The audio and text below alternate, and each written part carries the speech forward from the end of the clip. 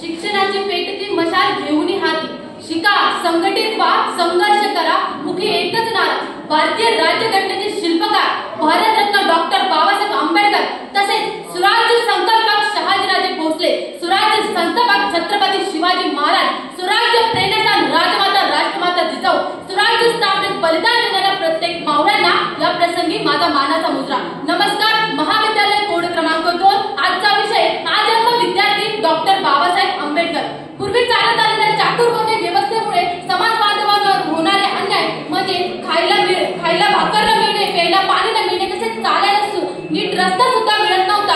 अशा दीनदलितांची व्यथा समजून त्यांच्या अश्रू पुसण्याचं व त्यांना जगण्याचा अधिकार मिळवून देण्याचं काम डॉक्टर बाबासाहेब आंबेडकरांनी दिलं। अशा या दीनदलितांच्या महामानवाचा युग परिवर्तकाचा जन्म 14 एप्रिल 1891 रोजी मध्य प्रदेशातील महू या गावी झाला। त्यांच्या वडिलांचे नाव सुभेदार रामजी आंबेडकर तसेच आईचे नाव भीमाई होते। डॉक्टर बाबासाहेब आंबेडकरांचे पूर्ण नाव डॉक्टर भीमराव रामजी आंबेडकर असे होते। घरात नीट उजेड नसताना अभ्यास न करणारे आम्ही आणि वीज नसताना दिव्याखाली बसून डॉक्टर बाबासाहेब आंबेडकर कोलंबियाच्या विद्यापीठात गेले। आजही अमेरिकेच्या कोलंबियाच्या विद्यापीठाच्या प्रवेशद्वारात दिले आहे। जगातील सर्वोत्तम विद्यार्थी म्हणजे डॉक्टर बाबासाहेब आंबेडकर। डॉक्टर बाबासाहेब आंबेडकरांसोबत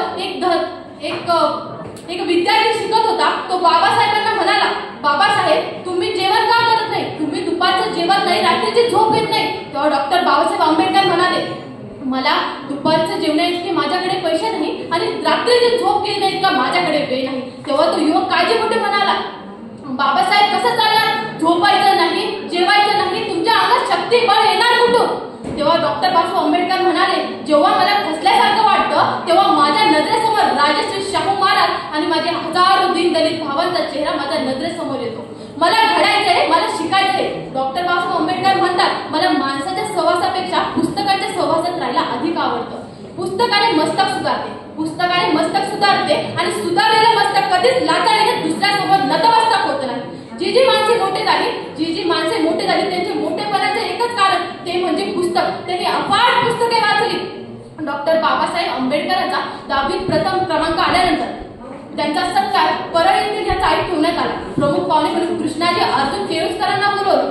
कृष्णाजी अर्जुन केळुसकरांनी तेव्हा त्यांना एक गौतम बौद्धांचे चारित्र्य हे पुस्तक दिले। तेव्हा आंबेडकर म्हणतात, हे पुस्तक जर माझ्या हाती त्यावेळी पडलं नसतं तर कदाचित आज मी भारतीय राज्यघटनेचा शिल्पकार म्हणून उभा राहू शकलो नसतो। डॉक्टर माणूस परिस्थिती घडवतो आणि माणूस परिस्थिती बिघडवतो।